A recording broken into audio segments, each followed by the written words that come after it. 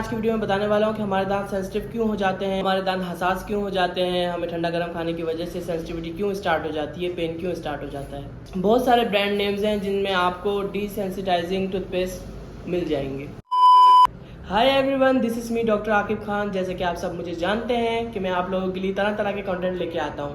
तो यार, आज की मेरी वीडियो जिस टॉपिक पर होने वाली है वो है एक डेंटल रिलेटेड। आज की वीडियो में बताने वाला हूं कि हमारे दांत सेंसिटिव क्यों हो जाते हैं, हमारे दांत हसास क्यों हो जाते हैं, हमें ठंडा गर्म खाने की वजह से सेंसिटिविटी क्यों स्टार्ट हो जाती है, पेन क्यों स्टार्ट हो जाता है। बेसिकली ये सारा टॉपिक है, मैं आप लोगों को इसके बारे में बताऊँगा। इसके लिए हमें दांत के जो स्ट्रक्चर होता है उसको समझना पड़ेगा। दांत की जो ऊपर वाली लेयर होती है, ऊपर वाली सरफेस होती है, जिसको हम अपनी लैंग्वेज में इनेमिल कहते हैं, उसमें कभी भी ठंडा गर्म नहीं लग सकता, कभी भी सेंसिटिविटी नहीं हो सकती। ठंडा गर्म दो ही जगह पे लगता है, या तो दांत की जो अंदरूनी लेयर होती है जिसको हम डेंटिन कहते हैं वो एक्सपोज हो जाए, तो उस पर जाके आप जो भी खाना खाओगे ठंडा गर्म वो जाकर लगेगा, उसकी वजह से ठंडा गर्म लगता है। और दूसरी वजह ये होती है कि या जो एरिया हमारे गम्स यानी कि मसूड़ों ने कवर किया होता है वहाँ जाकर ठंडा गर्म लगे।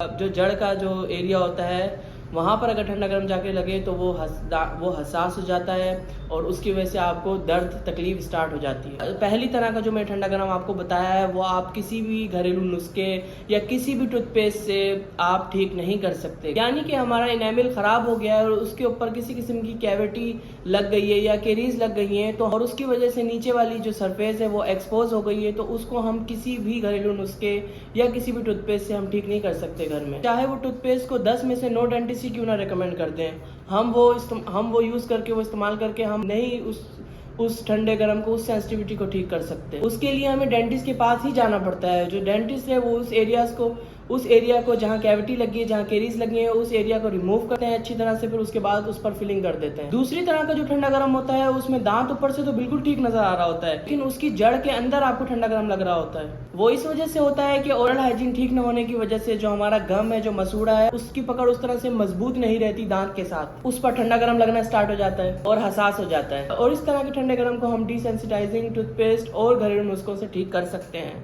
तो जैसे अक्सर लोग जिंजर और गार्लिक का यूज करते हैं, यानी कि अदरक और लहसुन को पीस कर अपने दांतों में लगा लेते हैं और उनको उससे भी आराम महसूस हो जाता है। इसी तरह मिंट को चबाने से भी कुछ लोग उसमें फ़र्क महसूस कर लेते हैं। कुछ लोग कोकोनट ऑयल यूज़ करते हैं, उसको थोड़ी देर मुंह में रखने से ठंडा गर्म में फ़र्क महसूस हो जाता है। या आप नीम गर्म पानी करके उसमें एक चुटकी नमक डालकर अच्छी तरह से रिंसिंग कर सकते हैं, अच्छी तरह से कुलियाँ कर सकते हैं, उससे भी ठंडा गर्म बेहतर हो जाता है। जितनी भी डिसेंसिटाइजिंग टूथपेस्ट में से जैसे कि सेंसोडाइन है, प्रोडेंट है और कोलगेट सेंसिटिव प्रो रिलीफ है, बहुत सारे ब्रांड नेम्स हैं जिनमें आपको डिसेंसिटाइजिंग टूथपेस्ट मिल जाएंगे। लेकिन बेहतर ये है कि उसके लिए भी आप अपने डेंटिस्ट से कंसल्ट करें, अपने डेंटिस्ट से मशवरा करें, वो आपको टूथपेस्ट सही रेकमेंड करेंगे आपके कॉस्ट को देखते हुए। और मसूड़े ने आपके दांत को क्यों छोड़ा वो वजह भी आपको आपका डेंटिस्ट सही तरह से, अच्छी तरह से बताएगा। जैसे आपको स्केलिंग की ज़रूरत है या आपको ओरल हाइजीन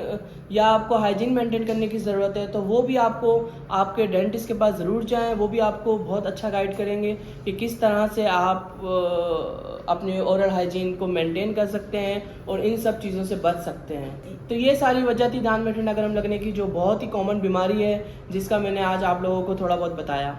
और हाँ, ब्रशिंग जो होती है नॉर्मल, जो मैं मेन पॉइंट में ऐड करना चाहूँगा, तो कुछ लोग एग्रेसिवली ब्रश करते हैं। एग्रेसिवली ब्रश करने से कुछ भी नहीं होगा। आप अपने दांत का स्ट्रक्चर, इनेमिल को वो कर रहे होते हैं, मतलब उसको जो स्ट्रक्चर होता है दांत का मजबूत, उसको आप घिस रहे होते हैं। तो ये बिल्कुल भी मत करें। सॉफ्ट ब्रश यूज़ करें। ब्रश के ऊपर I think soft, medium and hard लिखा हुआ होता है। हार्ड कभी भी यूज़ नहीं करें, सॉफ्ट लें या मीडियम भी आप कर सकते हैं। आराम से इजीली, कोई रगड़ने से आपका कुछ अच्छे से नहीं साफ हो जाएगा। अच्छा, समझ गया।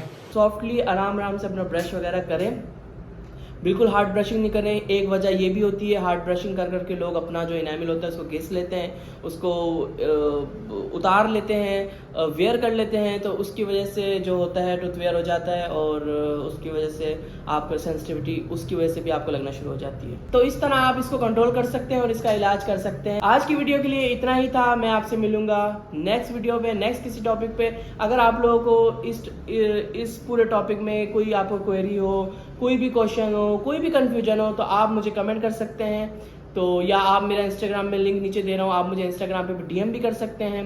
और मैं आप लोगों का कोशिश करूंगा जितने कुछ सवाल हैं, जितनी क्वेरीज हैं, उसका मैं आप लोगों को आंसर दे सकूं और आप लोगों की ज़्यादा से ज़्यादा कन्फ्यूजन को दूर कर सकूं। और मैं इस वीडियो को यहीं एंड करता हूं। Thank you so much for watching. अगर आप लोगों को आज की वीडियो पसंद आई हो तो लाइक कर दें, कमेंट कर दें, शेयर कर दें। मेरे चैनल को सब्सक्राइब करना नहीं भूलिएगा। मैं आपसे मिलता हूँ नेक्स्ट वीडियो में। अपना बहुत सारा ख्याल रखिएगा। अल्लाह हाफिज़, टेक केयर, बाय बाय।